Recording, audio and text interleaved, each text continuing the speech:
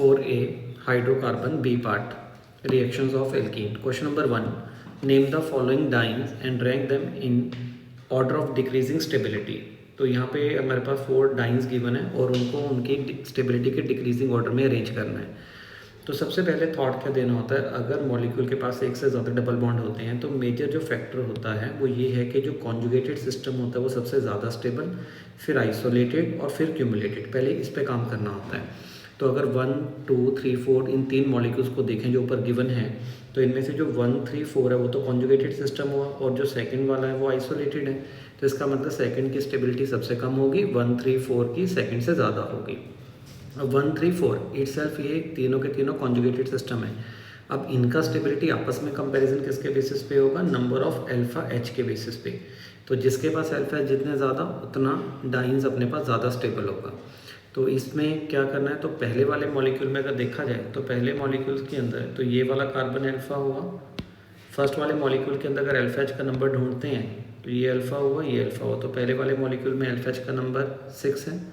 Second वाले molecule में देखने की ज़रूरत नहीं है. थर्ड वाले में ये कार्बन अपने पास अल्फा बना. तो सेकेंड वाले में अगर थर्ड वाले में चेक करेंगे तो अल्फा एच का नंबर 12 है. CH3 को ओपन करके लिख लोगे तो 6 अल्फा एच ये बने, 6 अल्फा एच ये बने, तो टोटल अल्फा एच का नंबर 12.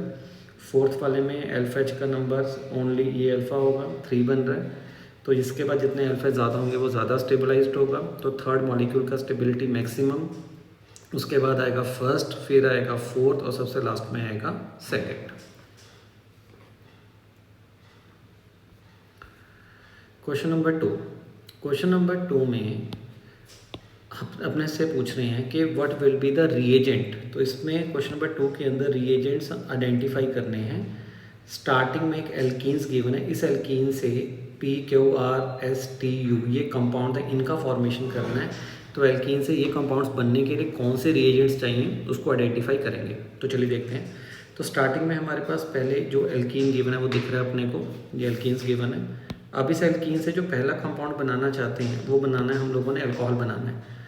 और अगर देखा जाए तो अगर अब हम लोग थोड़ा सा ऑब्जर्व करें ध्यान से, तो जो OH है, जो अल्कोहल लग रहा है, OH जिस कार्बन के बीच में डबल बॉन्ड था वहाँ पे जाकर ना लग के उसके नेक्स्ट वाले कार्बन के ऊपर लग रहा है. इसका मतलब ये हुआ कि इसके अंदर एक ऐसा रिएजेंट डालना पड़ेगा जो अल्कोहल तो बनाए पर उसमें रीअरेंजमेंट पॉसिबल हो, राइट. क्योंकि OH उस कार्बन के साथ जाकर लग रहा है जहाँ पे अगर कार्बोकेटाइन बनता सबसे ज़्यादा स्टेबल होता. तो इसका मतलब एल्कीन के अंदर हम लोग वाटर को डालेंगे, क्योंकि एल्कीन में वाटर डालने से अल्कोहल बनता है, पर इसमें कार्बोकेटाइन बनेगा और कार्बोकेटाइन को रीअरेंज करके ये वाला जो कार्बन अपने को दिखाई देता है यहीं पे पॉजिटिव चार्ज सबसे ज़्यादा स्टेबलाइज्ड होगा. तो यहाँ पे आके OH वाला ग्रुप अटैच हो जाएगा.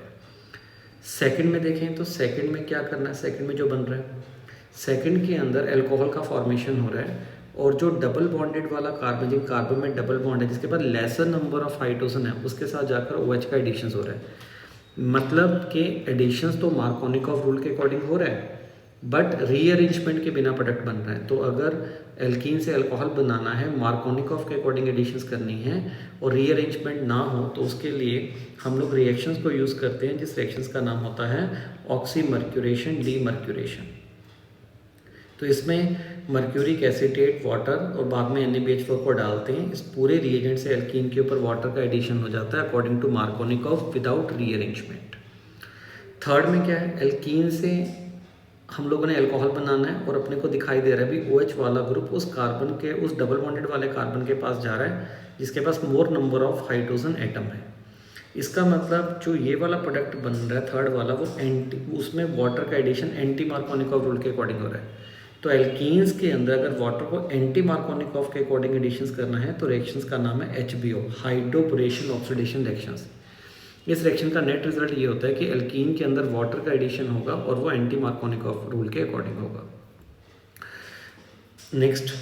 नेक्स्ट में डबल बॉन्डेड वाले कार्बन के ऊपर Cl और Cl का एडिशंस करना है. तो सीधा सा है भी एल्कीन में Cl2 को डाल दो in the presence of non polar solvent, तो डबल बॉन्ड के ऊपर जाकर Cl का एडिशन हो जाएगा. अगले केस में डबल बॉन्ड के ऊपर जिसके पास लेसर नंबर ऑफ H है उसके पास OH को ऐड करना है और जिसके पास मोर नंबर ऑफ H है उसके साथ Cl को अटैच करना है. मतलब डबल बॉन्ड के ऊपर OH एंड Cl का एडिशन करना चाहते हैं. तो एल्कीन में हम लोग HOCl को डालेंगे. HOCl कैसे टूटेगा, HOCl टूटेगा Cl पॉजिटिव OH नेगेटिव, तो एडिशन यहाँ पे मार्कोनिकॉफ रूल के अकॉर्डिंग हो जाएगी। तो डेफिनेटली OH वाला ग्रुप उस कार्बन के पास जाएगा जिसके पास lesser number of hydrogen atom है, राइट। या दूसरा क्राइटेरिया क्या होता है, आप लोग Cl2 के साथ वाटर को डाल सकते हो। इससे क्या होगा, जैसे हम लोगों ने पढ़ा हुआ है कि अगर एल्कीन्स के अंदर, जैसे हमारे पास स्टार्टिंग में मान लो ये वाला एल्कीन गिवन है, ठीक है, अगर इसमें Cl2 को डालेंगे तो Cl2 सबसे पहले क्या करेगा, जहाँ पे साइक्लिक हेलोनियम आयन बना लेगा। Cl2 से रिएक्शंस करने पे साइक्लिक आयन बनेगा। अब इसके ऊपर वाटर का अटैक होगा, राइट। और वाटर अटैक कहाँ पे करेगा, वाटर वहाँ पे अटैक करेगा जहाँ पे पॉजिटिव चार्ज ज़्यादा स्टेबल है, तो वो ऑक्सीजन का अटैक यहाँ पे होगा और ये वाला बॉन्ड टूट के Cl के पास चला जाएगा। तो अल्टीमेटली हमारे पास ये जो फिफ्थ वाला प्रोडक्ट है उसका फॉर्मेशन हो जाएगा। क्लियर।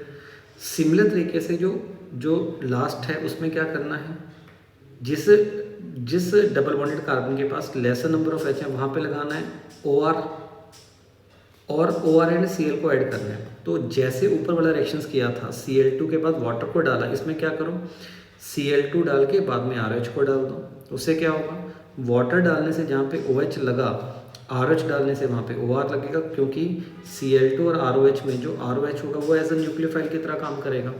मतलब मैं इसको लिख के भी बता देता हूँ कि हमारे पास अगर लेट्स सपोज इस तरीके से साइक्लिक हेलोनियम आयन बन जाएगा जब आप लोग Cl के साथ रिएक्शंस करोगे, Cl के ऊपर पॉजिटिव आ गया। अब यहाँ पे अगर अल्कोहल का अटैक होगा ROH, तो अल्कोहल अटैक कहाँ पे करेगा, जहाँ पे पॉजिटिव चार्ज ज़्यादा स्टेबल है यहाँ पे अटैक करेंगे और इस रिंग को ओपन कर देगा। तो इसका मतलब अगर ROH एज ए न्यूक्लियोफाइल की तरह अटैक करेगा इस कार्बन के साथ, तो कार्बन के साथ OR जाकर लग जाएगा, ठीक है। तो एक कार्बन के साथ OR, दूसरे कार्बन के साथ Cl अटैच होगा।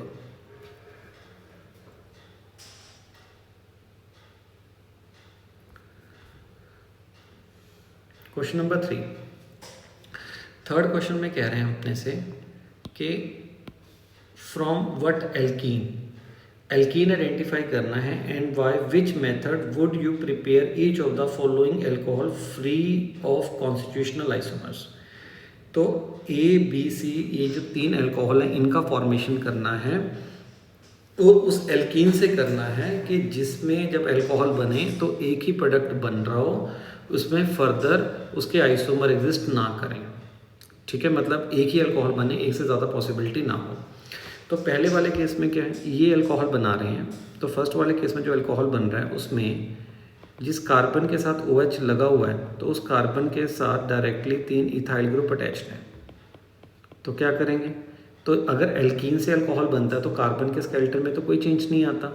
तो अंडरस्टूड है कि जिस कार्बन के साथ OH लगा होगा उसके साथ वाला जो कार्बन होगा उनके बीच में डबल बॉन्ड प्रेजेंट होगा, तभी वाटर डालने से वो डबल बॉन्ड सिंगल बॉन्ड में कन्वर्ट हुआ। तो क्या करो, जिस कार्बन के साथ OH लगा हुआ था और उसके साथ वाले कार्बन से H निकाल के उनके बीच में डबल बॉन्ड डाल दो। तो ये हम अपने पास पहला एल्कीन बन रहा है। इस एल्कीन में अगर वाटर को डालेंगे तो वाले अल्कोहल का फॉर्मेशन अपने पास हो जाएगा। सेकंड केस में OH टर्मिनल पोजीशंस पे लग रहा है, तो डेफिनेटली क्या हो रहा होगा, तो इसका मतलब अगर अल्कोहल बन रहा है तो मैं बोल सकता हूँ कि जिस कार्बन के साथ OH लगा हुआ है ये और उसके नेक्स्ट वाला कार्बन, ठीक है, तो इनके बीच में यहाँ पे डबल बॉन्ड होना चाहिए। तो यहाँ पे डबल बॉन्ड डाल दिया, क्योंकि डबल बॉन्ड के ऊपर ही तो एडिशंस करके अल्कोहल का फॉर्मेशन होगा, तो यहाँ पे डबल बॉन्ड डाल दिया। अब ये देखना कि रिएजेंट कौन सा डालें। जो OH है वो टर्मिनल पे लग रहा है, मतलब OH उस कार्बन के पास जा रहा है जिसके पास more number of hydrogen atom है। तो इस मीन हमें जो एडिशंस करनी है वो एंटी मार्कोनिकॉफ रूल के अकॉर्डिंग करनी है। तो अगर एंटी मार्कोनिकॉफ के अकॉर्डिंग करेंगे तो बेस्ट रिएजेंट कौन सा होता है, HBO रिएक्शन, हाइड्रोबोरेशन ऑक्सीडेशन। इससे एल्कीन के ऊपर वाटर का एडिशन होगा एंटी मार्कोनिकॉफ रूल के अकॉर्डिंग। थर्ड में आ जाओ, ये अल्कोहल बनाना चाहते हो। अगर ये अल्कोहल बन रहा होगा तो कहाँ पे डबल बॉन्ड होगा, जिस कार्बन के साथ OH लगा हुआ है यहाँ पे और इसके साथ वाले कार्बन पे यहाँ पे डबल बॉन्ड होना चाहिए। तो क्या करो, 5 मेंबर रिंग और 5 मेंबर रिंग के अंदर एक डबल बॉन्ड डाल दो। अब इसके अंदर तो ये तो सिमेट्रिकल मॉलिक्यूल बना अपने पास। सिमेट्रिकल मतलब जिन कार्बन्स के बीच में डबल बॉन्ड है उनके साथ सेम अरेंजमेंट लगा हुआ है। तो क्या करो, सीधा वाटर डाल दो in the presence of H positive, तो यहाँ पे डबल बॉन्ड के ऊपर वाटर का एडिशन होकर अल्कोहल का फॉर्मेशन अपने पास हो जाएगा।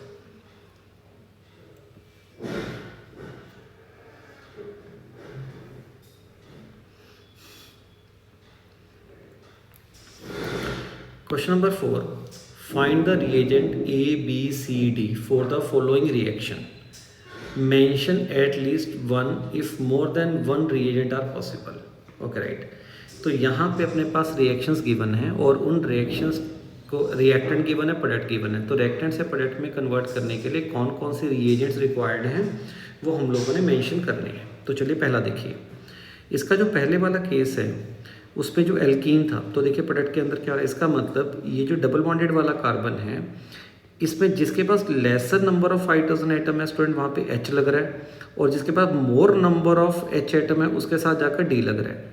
तो एल्कीन को एल्कीन में कन्वर्ट करना है, तो इसके लिए क्या करना पड़ेगा, इसके लिए अपने को क्या करना पड़ेगा, सबसे पहले इसको B2H6 के साथ रिएक्शंस करवा देंगे डाइबोरेन के साथ। जब डाइबोरेन के साथ लगवाते हो तो उस डाइबोरेन के अंदर जो H होता है वो उस कार्बन के पास जाता है जिसके पास lesser number of H atoms होते हैं, उसके पास चला गया। अब दूसरे वाले कार्बन के पास जो डाइबोरेन के बाद हम लोग जो CH3COH को डालते हैं, जो कार्बोक्सिलिक एसिड के अंदर जो लगा होता है वो उस कार्बन के पास जाता है जिसके पास more number of hydrogen atom होते हैं। तो इसका मतलब जिसके पास lesser number of hydrogen atom थे डबल बॉन्डेड कार्बन के पास, वहाँ पे चला गया H, जिसके पास more number of H atom है उसके पास चला गया D, राइट। तो इसका मतलब ये हमारे पास पहले वाला प्रोडक्ट का फॉर्मेशन हो रहा है। अब सेकंड वाले में देखो, अगर सेकंड में चेक करें तो सेकंड में क्या है, जो CH3 वाला कार्बन है इसके साथ चाहते हैं D लगाना, और जो दूसरे वाला इसका मतलब इसके साथ D चाहते हैं और इसके साथ चाहते हैं H लगाना। तो क्या करेंगे, तो D किसके साथ लगाना है, जिसके पास lesser number of hydrogen atom है। तो इसका मतलब B2 जो डाइबोरेन है उसके अंदर H को D के साथ रिप्लेस कर दो, तो B2D6 हो गया, और जिसके पास more number of hydrogen atom है वहाँ पे H लगाना चाहते हो तो एसिटिक एसिड के अंदर बेटा H को डाल लो यार, एसिटिक एसिड डाल लो या कोई भी कार्बोक्सिलिक एसिड के अंदर H को ले लो, डन। अब थर्ड को देखें, थर्ड में एल्कीन से एल्कोहल का फॉर्मेशन हो रहा है। तो क्या हो रहा है, जिस कार्बन के पास lesser number of hydrogen atom है वहाँ पे OH जा रहा है और इस तरफ H जा रहा है, मतलब सिंपल एल्कीन के अंदर वाटर का एडिशन हो रहा है अकॉर्डिंग टू मार्कोनिकॉव्स रूल। तो एल्कीन के अंदर वाटर को डाल दो in the presence of H positive, तो वाटर का addition according to Markovnikov's rule हो जाएगा अपने पास। यहाँ पे चेक करो, यहाँ पे जो CH3 वाला है, यहाँ पे तो जो CH3 वाला कार्बन है जिसके पास lesser number of hydrogen atom है, डबल बॉन्डेड की बात कर रहा हूँ, उधर तो H भेजना है, और जिसके पास more number of hydrogen atom है वहाँ पे OH को भेजना है। मतलब अल्टीमेटली मैं वाटर का एडिशन करना चाहता हूँ, क्योंकि A के साथ H लगाना चाहिए, अल्टीमेटली तो वाटर का एडिशन हो रहा है क्योंकि A के साथ H लग रहा है दूसरे के साथ OH लग रहा है, पर जो एडिशन हो रहा है वो कौन से रूल के अकॉर्डिंग हो रहा है, एंटी मार्कोनिकॉव्स रूल के अकॉर्डिंग हो रहा है। तो अगर एल्कीन्स के अंदर वाटर का एडिशन एंटी मार्कोनिकॉव रूल के अकॉर्डिंग करना है तो सबसे बेस्ट रिएजेंट कौन सा होता है, HBO रिएक्शन, हाइड्रोबोरेशन ऑक्सीडेशन। तो HBO रिएक्शन यूज़ करेंगे, उसमें एल्कीन के ऊपर एल्कोहल बनेगा और वाटर का एडिशन होगा, वो according to anti Markovnikov rule अपने पास हो जाएगा।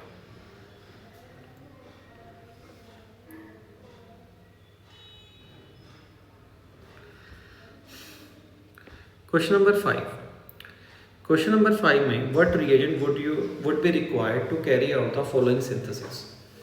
तो यहाँ पे कुछ अपने पास रिएक्शंस गिवन है, तो हम लोगों ने आइडेंटिफाई करना है कि किस तरीके से कौन से रिएजेंट को यूज़ करके इस रिएक्टेंट को फाइनल प्रोडक्ट के अंदर कन्वर्ट किया जा सकता है।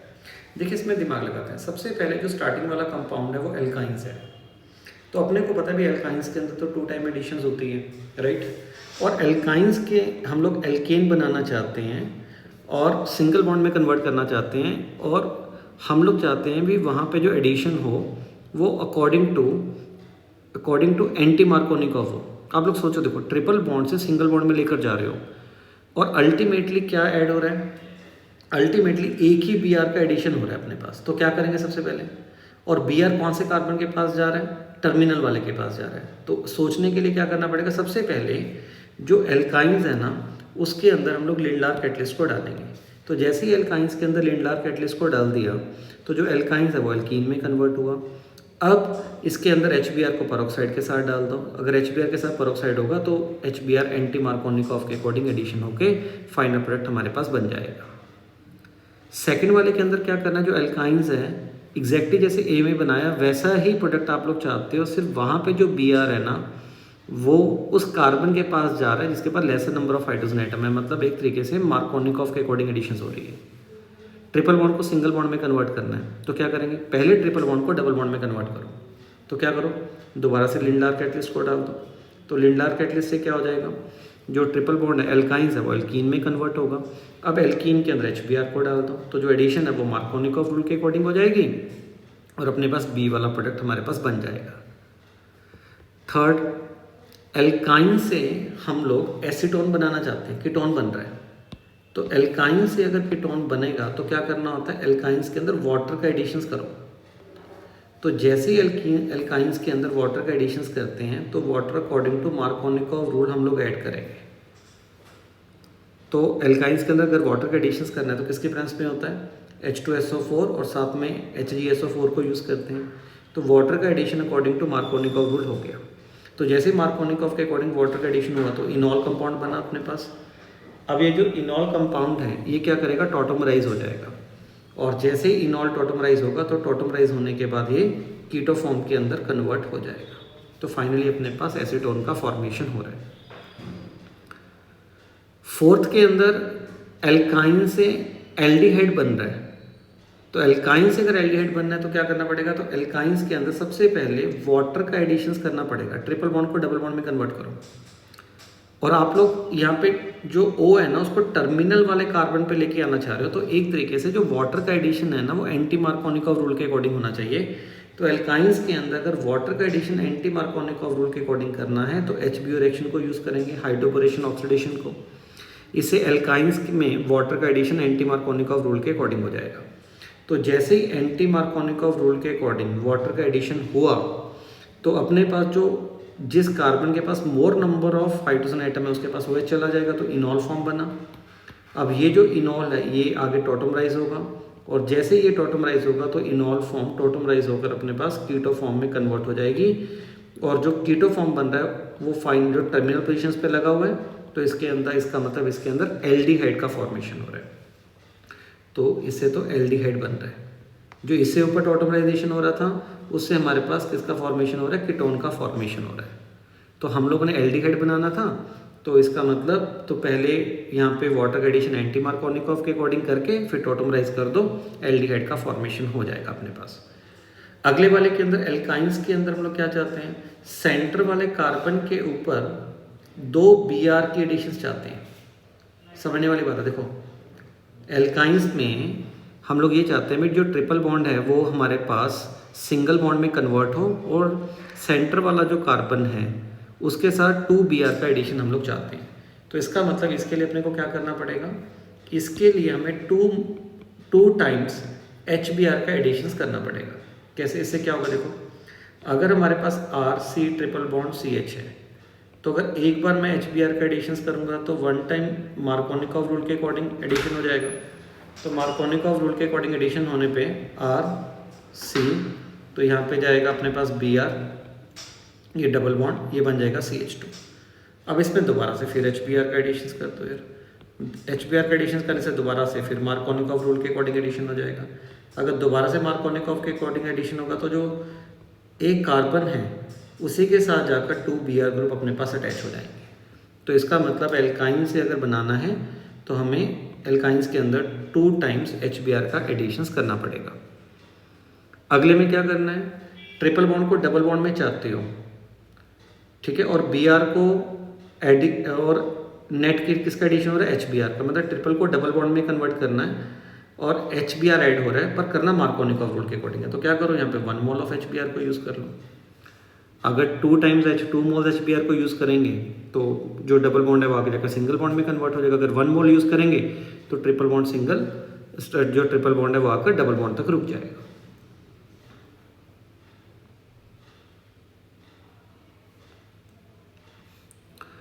क्वेश्चन नंबर 6 में यहाँ पे हमारे पास एक एल्कीन गिवन है। इस एल्कीन में HBr को डालना है इन द प्रेजेंस ऑफ पेरोक्साइड, ठीक है। अब एल्कीन गिवन है वो तो सिमेट्रिकल एल्कीन हुआ, तो इसका मतलब सिमेट्रिक एल्कीन का मतलब जिन दो कार्बन्स पे डबल बॉन्ड है दोनों के साथ सेम टाइप का अरेंजमेंट लगा हुआ है।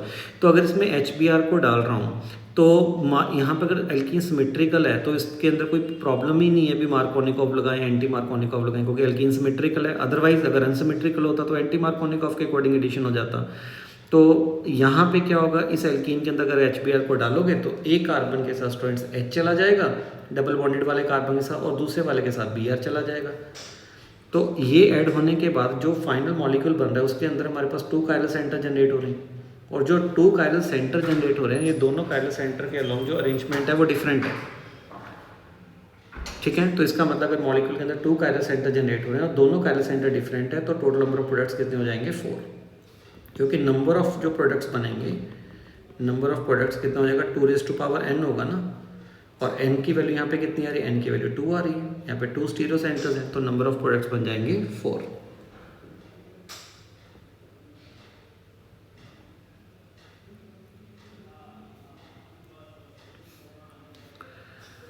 Question number 7, identify the product P compound को आइडेंटिफाई करना है।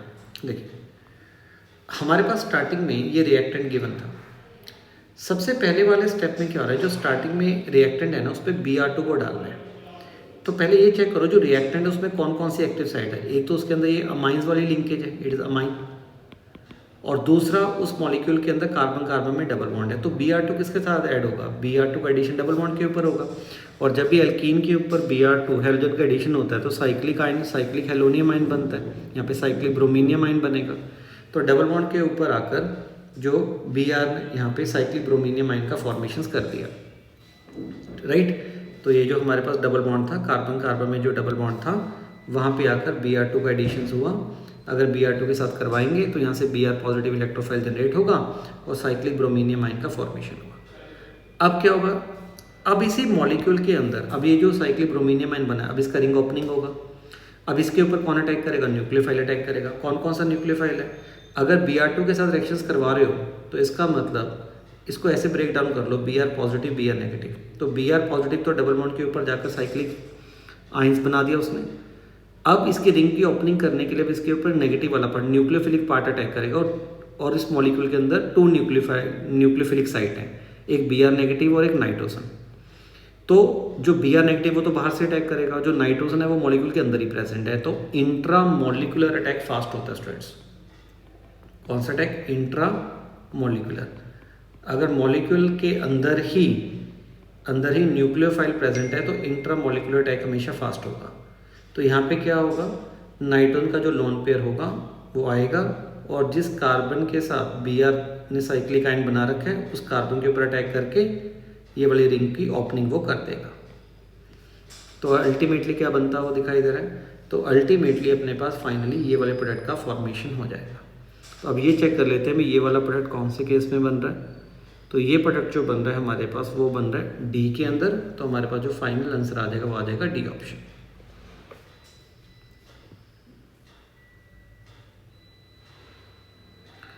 Question number 8। क्वेश्चन नंबर 8 में एल्कीन्स गिवन है और एल्कीन्स के ऊपर Cl2 और वाटर के साथ रिएक्शन हो रहा है। तो फाइनली जो पी प्रोडक्ट है उसके बारे में बात करनी है कि पी प्रोडक्ट क्या होगा।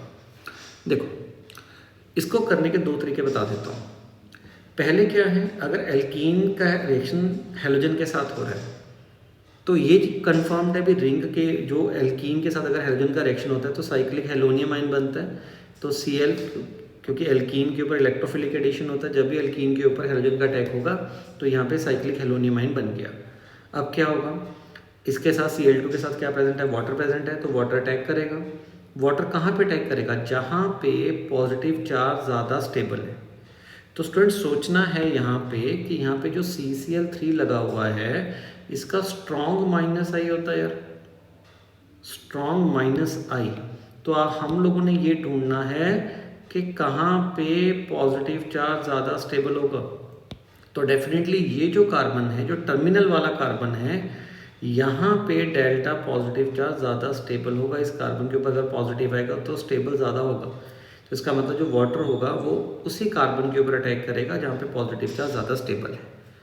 तो यहाँ पे वाटर का अटैक इस कार्बन के ऊपर हुआ और ये वाला बॉन्ड टूट के Cl के पास चला गया। तो फाइनली हमारे पास ये वाले प्रोडक्ट का फॉर्मेशन हो जाएगा। तो इसके अकॉर्डिंग जो हमारा आंसर बनना चाहिए वो बनना चाहिए, हमारा आंसर बनना चाहिए बी ऑप्शन। इसी को सॉल्व करने का दूसरा क्राइटेरिया क्या है, Cl2 वाटर के साथ कंबाइन करके HOCl बना देता है। HOCl को ब्रेक डाउन कर लो, HOCl टूटता है Cl पॉजिटिव OH नेगेटिव, ये हुआ। तो एल्कीन्स के अंदर HOCl का एडिशन करना है और एडिशन मार्कोनिकोव रूल के अकॉर्डिंग होगा। तो अगर आप लोग इसको डेफिनेशन के अकॉर्डिंग पढ़ोगे मार्कोनिकोव को, फिर आंसर गलत आएगा। आपने ये पढ़ना है कि नेगेटिव पार्ट उस कार्बन के पास जाएगा जहाँ पे पॉजिटिव चार्ज ज़्यादा स्टेबल होगा। तो अगर ये जो डबल बॉन्डेड वाला कार्बन, तो कार्बन में डबल बॉन्ड है, जब इनमें अगर मान लो पॉजिटिव चार्ज आता है तो ये वाले कार्बन के ऊपर पॉजिटिव चार्ज ज़्यादा स्टेबल होगा, क्योंकि CCl3 यहाँ पे बेटा स्ट्रॉन्ग माइनस का इफेक्ट लगा रहा है। जिसका मतलब नेगेटिव वाला जो अटैक करेगा वो इस कार्बन के पास करेगा और Cl वाला स्टूडेंट्स इस कार्बन के पास जाएगा। और इसके अकॉर्डिंग भी हम लोग सोच सकते हैं कि प्रोडक्ट हमारा बन सकता है। तो दोनों में से जो मेथड आपको अच्छा लगता है उस मेथड से कर सकते हैं। पहले वाला मेथड ज़्यादा बेटर रहता है, उससे अप्रोच अपनी स्ट्रांग बनती है।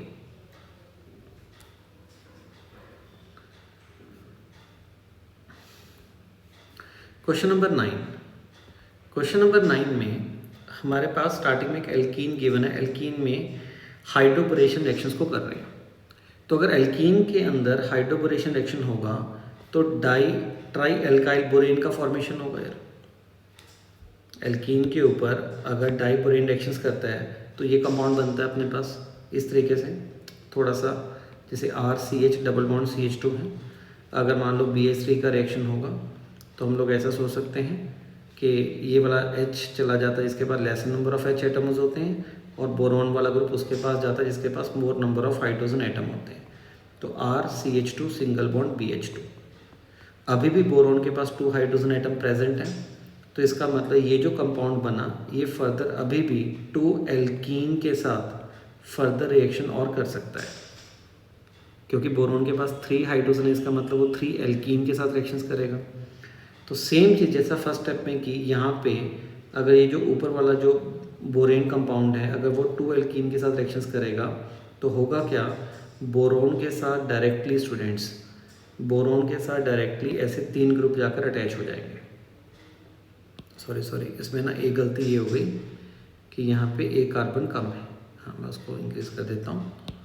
यहाँ पे बने R, ये बनेगा CH2 single bond CH2 BH2, ये हुआ अपने पास। अभी भी बोरोन के पास 2 हाइड्रोजन है तो वो 2 एल्कीन से फर्दर रिएक्शन कर सकता है। तो हमारे पास क्या बन जाएगा, RCH2 CH2 बोरोन, ऐसे इसके जो एल्काइल वाला ग्रुप है RCH2 CH2 थ्राइस बोरोन, ये बनेगा। उसके बाद क्या किया, उसके बाद इसके अंदर H2O2 को डाल दिया, तो जो बोरोन वाला ग्रुप होता है वो हट के वहाँ पे OH वाला ग्रुप लग जाता है, तो यहाँ पे अल्कोहल का फॉर्मेशन हुआ। तो अगर मैं बोलूँ, अगर आप लोग तो ध्यान से देखोगे तो इन दोनों को कंबाइन करके जो रिएजेंट्स हैं तो वो रिएक्शन अपने पास HBO रिएक्शंस बन गई ना, complete hydroboration oxidation.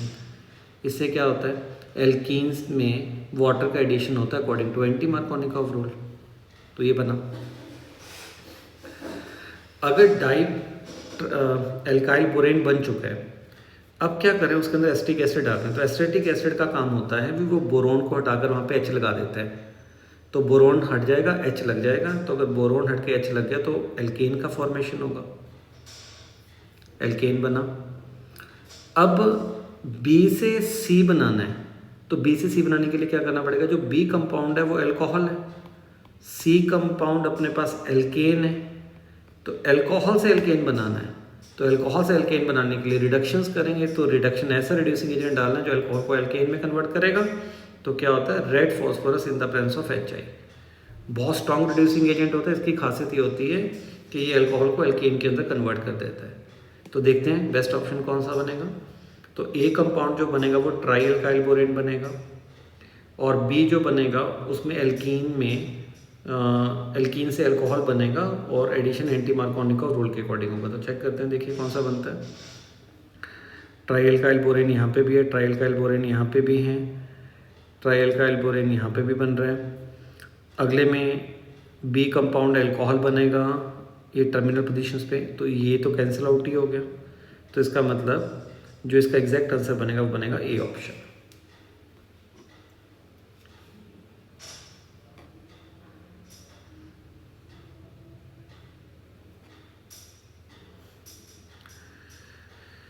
Question number 10 काफ़ी अच्छा प्रॉब्लम है, मैक्सिमम स्टूडेंट्स को इसमें डाउट रहता है। जैसे एल्कीन्स के अंदर सबसे पहले NBS को डाला, तो पहला आपका इसको सॉल्व करने का क्या क्राइटेरिया स्टूडेंट्स? देखिए स्टेप बाय स्टेप चलेगा इस क्वेश्चन को अगर हम लोगों ने सॉल्व करना है सही तरीके से। पहला क्या है, जैसे आपके पास एल्कीन गिवन है, ये एल्कीन है, एल्कीन के अंदर NBS को डाल दिया।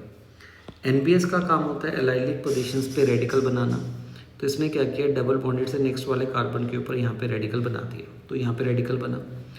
अब ये जो रेडिकल है ना, ये डबल बॉन्ड के साथ रेजोनेंस में जा रहा है, तो अगर डबल बॉन्ड के साथ रेजोनेंस में जाएगा तो इसका मतलब रेडिकल अपनी पोजीशन को चेंज भी कर सकता है। तो कह सकता हूँ भी ये जो रेडिकल है वो एक कार्बन के ऊपर नहीं, एक से ज़्यादा कार्बन के ऊपर रेडिकल प्रेजेंट है।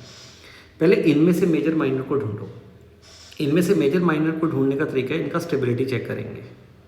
ये दोनों एक दूसरे के रेजोनेटिंग स्ट्रक्चर्स हैं, तो आप लोग देखिए इन दोनों मॉलिक्यूल्स के अंदर यहाँ पे डबल बॉन्ड आ रहा है, तो जहाँ पे डबल बॉन्ड ज़्यादा स्टेबल होगा वो वाला प्रोडक्ट मेजर होगा।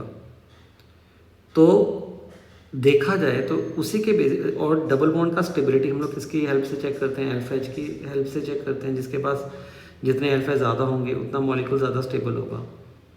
और वैसे भी अगर देखा जाए तो सेकंड वाला कंपाउंड बहुत ज़्यादा स्टेबल है, क्योंकि इसमें जो डबल बॉन्ड है वो कॉन्जुगेशन के अंदर है।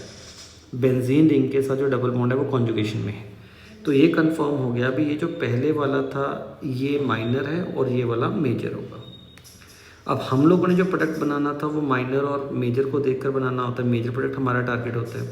तो इसका मतलब ये समझ आ गया भी अगर यहाँ पे रेडिकल बनेगा, टर्मिनल पोजीशन पे रेडिकल बनेगा, तो इसको लेकर हमारा मेजर प्रोडक्ट बनने वाला है। तब आगे क्या कर रहे हैं, तो जहाँ पे रेडिकल बना वहाँ पे Br रेडिकल अटैक करेगा, क्योंकि NBS का अल्टीमेटली काम क्या होता है, एलाइलिक और बेंजाइलिक पोजीशंस पे H को निकाल के Br लगा देना। तो यहाँ पे बेटा Br लग गया अपने पास।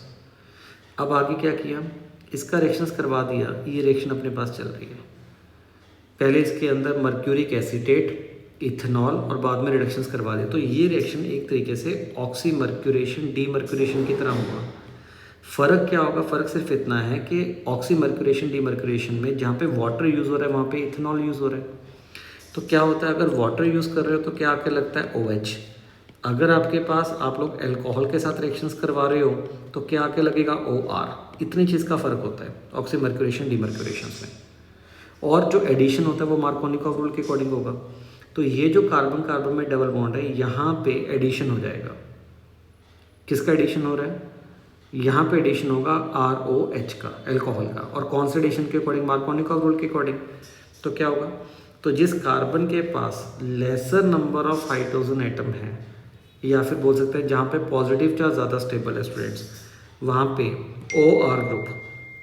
तो बेंजीन रिंग के साथ जो लगा हुआ कार्बन है यहाँ पे पॉजिटिव चार्ज ज़्यादा स्टेबल है, तो इसके पास चला जाएगा OR ग्रुप, मतलब OCH3, और उसके साथ वाले कार्बन पे चला जाएगा H वाला ग्रुप। मतलब कि मेनली यहाँ पे जो एडिशंस करनी है वो मार्कोनिकॉव रूल के अकॉर्डिंग एडिशंस करोगे। बस मार्कोनिकॉव रूल के अकॉर्डिंग जो एडिशन होगा वो अल्कोहल का होगा, वो वाटर का नहीं होगा, क्योंकि यहाँ पे वाटर की जगह पे अल्कोहल को ऐड कर रहे हैं। तो यहाँ पे अल्कोहल का एडिशन मार्कोनिकॉव रूल के अकॉर्डिंग होगा और विदाउट रीअरेंजमेंट होगा। तो हमारा ये वाला जो प्रोडक्ट बन रहा है ये हमारा वो वाई प्रोडक्ट है।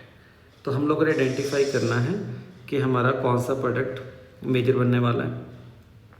तो एक्स कंपाउंड तो हमारा ये था, तो ये वाला हमारा एक्स मेजर नहीं है, वाई कंपाउंड ये नहीं है, और ये हमारा वाई कंपाउंड है। तो इसका मतलब इस क्वेश्चन का जो एग्जैक्ट आंसर बनेगा वो बनेगा सी ऑप्शन।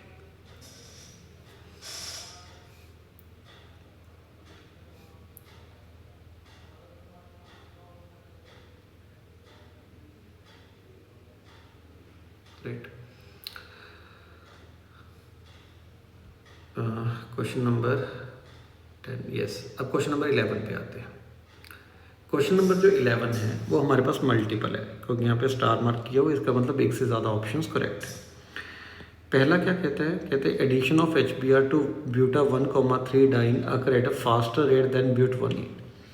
हमारे पास एक कंपाउंड गिवन है ब्यूटा 1,3 डाइंस और एक गिवन है ब्यूट 1. अब दोनों एल्कीन है तो दोनों में इलेक्ट्रोफिलिक एडिशन होता है, तो दोनों पे सबसे पहले इलेक्ट्रोफाइल का अटैक करवाओ। और इनका जो रिएक्टिविटी होता है, तो रिएक्टिविटी जो होगा भी कौन सा एल्कीन ज़्यादा रिएक्टिव होता है वो डायरेक्टली प्रोपोर्शनल होता है स्टेबिलिटी ऑफ कार्बोकेटाइन के। तो जितना कार्बोकेटाइन ज़्यादा स्टेबलाइज होगा उतना रिएक्टिविटी ज़्यादा होगा। तो अगर ब्यूटा-1,3 डाइन में अगर डबल बॉन्ड के ऊपर इलेक्ट्रोफाइल अटैक करता है, ये जो कार्बोकेटाइन बनता है ये रेजोनेंस की वजह से स्टेबल हो रहा है